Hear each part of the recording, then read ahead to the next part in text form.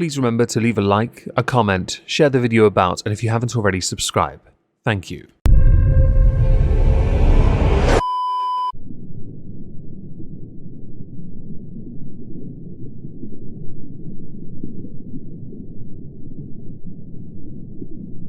Well, isn't this just fantastic? Captain's log. Subdates 230302.6. LOL. The call was answered by Suliban refugees. Haven't they suffered enough at my hands? Oh well, I guess a bit of lemming-esque target practice is required. Hello everyone, welcome to the exhibition of stupid people. It is a bit more relaxed, owing to a lack of time on my part. I took keys from work home with me and had to walk back. F in the comments. To start, we go to an honourable mention. Last time we spoke about the works of Roald Dahl, which Puffin, the publisher, had decided to update. My view on it then was, and still is, if you rewrite what the author originally wrote, you have written something else. That is what you have done. Many people agree with this stance and believe the idea of mollycoddling, pandering, nanny state-esque acting, all virtue signalling to appear more modern, negates the messages because you are changing how it is said. Oh, it's not what you say, but how you say it. Well, because of that, Puffin have agreed that they will also sell the originals, with Francesca Dow, the managing editor of Penguin, which owns Puffin, saying, "We've listened to the debate over the past week, which has reaffirmed the extraordinary power of Roald Dahl's books, and the very real questions about how stories from another era can be kept relevant for each new generation. While I myself don't care for those who are more famous calling this out, you do have the backing of the Prime Minister, who believes this is a form of airbrushing. The Queen Consort told an audience of writers and publishers to remain true to your calling, unimpeded by those who may wish to curb the freedom of your expression or impose limits on your imagination." Camilla agrees here. It's wrong. Salman Rushdie called it a form of censorship. Others saying that the books should be allowed to fade away, not changed if people judge them to be offensive. Thing is, Roald Dahl's books have stood the test of time. They still do. They are still celebrated. Yes, there are newer authors that have risen to the surface, but they too will suffer a similar fate. Perhaps invisibility over time. But for now, no. Don't rewrite history to suit your own fifis. So to the first subject, we go to a 3-year-old boy who got into trouble with the police.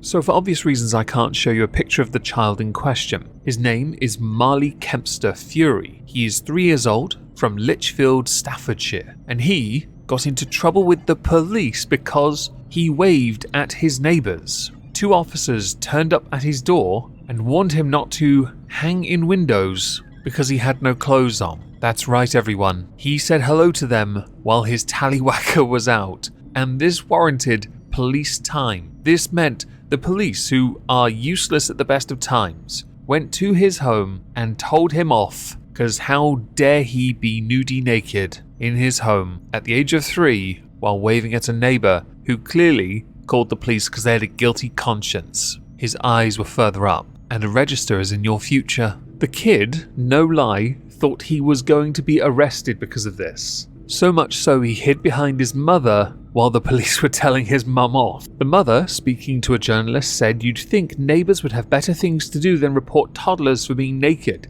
and you'd think police have got better things to do than look into it. There are thugs and murderers out there. Why are they wasting time on a naked 3-year-old? She's got a point. I guess the moral to this story, and very important one, and that is, don't be a toddler or do toddler things. And while I can fully understand many who would say, perhaps, teach the child at a young age to not be near windows naked, I can get that, but if you can tell me at the age of 3 you wanted to keep your clothes on all the time, you're a liar. You know you are, don't try me. Over the years on this channel, I have called out many people for faking their racial identity. This is something I consider quite reprehensible, because you want to be something you're not, whether that be Rachel Dolezal, Sean King, Ollie London, although Ollie London has totally changed, just married someone that looks like Jimin. Yeah, I guess it's a step up from the cardboard cutout and all that. Well, today we get to add somebody else. Someone who faked not just their race, but also their faith. They faked their entire identity. Everything about their existence was fabricated, just like Rachel Dolezal, Sean King, and Ollie London. So much so that her own family members are calling her out for this. Raquel Saraswati, a 39-year-old, was outed by a group of individuals who cared deeply about American Friends Service Committee, the AFSC, because whereas she claimed her descent was Latin, South Asian and Arab, her biological mother confirmed she's in fact British, German and Italian. There might be a little bit of tan to her, but that tan only comes from Italia. Certainly not from the United Kingdom, where everyone that's white goes red, and not from Germany because they're not real people. But this isn't the only thing she claimed and lied about. See, she had marketed herself as a Muslim social justice activist. What actually happened was, she turned her back on what she actually is, her entire life, identity, family,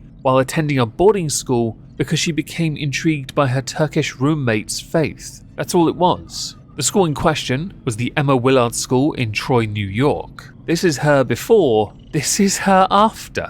So going from a American kid, I guess, yeah, blonde, blue eyes, possibly Swedish, I guess, to a social justice advocate who has in turn been accused of cultural vulturism. The family themselves have actually spoken out to a number of outlets, the Daily Mail being one of them, going into detail about what she was like growing up as a Christian child, her inquisitive nature that led her to convert but not tell anyone she had converted, although that could also be a lie, to be honest. In 2007, Raquel had told conservative media host Glenn Beck that she was estranged from her family for reasons that she can't get into. What upset the family was, they heard it, but they weren't estranged from her. She said it as a way of fobbing off anyone actually going to who her actual family were, which hurt her family immensely. The last time they saw her was at her graduation, and they had never ever tried to out her double life. In fact, it was others that had done it that then led to them speaking up and saying, yeah, this is actually a lie. People who fake their racial identity, their cultural background, Elizabeth Warren's another good name for that, by the way,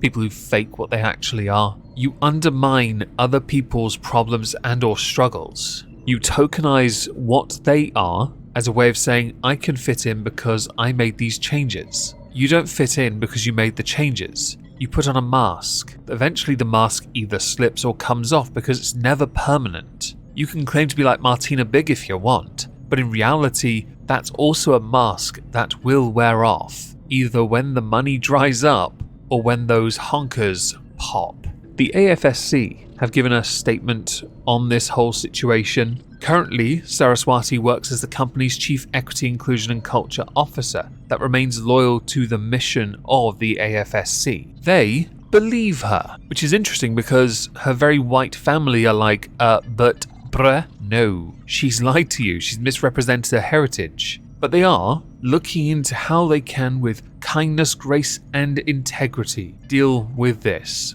By all means, huff your own farts if you're that person. Others who had attempted to get the job that she eventually got had spoken out and said they felt deceived and conned. And there's a point there. She is pretending to be something very, very different. And in doing so, she is lying about who she is. Thanks to this, she's now been dubbed the Raquel Dolezal of the Muslim community. Yeah, I can see that. I assume in the future Raquel will also join Rachel Dolezal on OnlyFans. Oh, and as an update to her story, she resigned. So over the past few weeks, we have spoken a number of times about Hogwarts Legacy because many have taken a very firm stance against anything associated with J.K. Rowling. Guilt by association being an obvious, and of course, her making any money from anything that is associated with her. It is haram, a no-no if you will. Many of the actors and actresses who made their names because of the Harry Potter movies spoke out against her, many accusing them of biting the hand that in turn fed them or made them. And in truth, because of the nature of the environment they work in,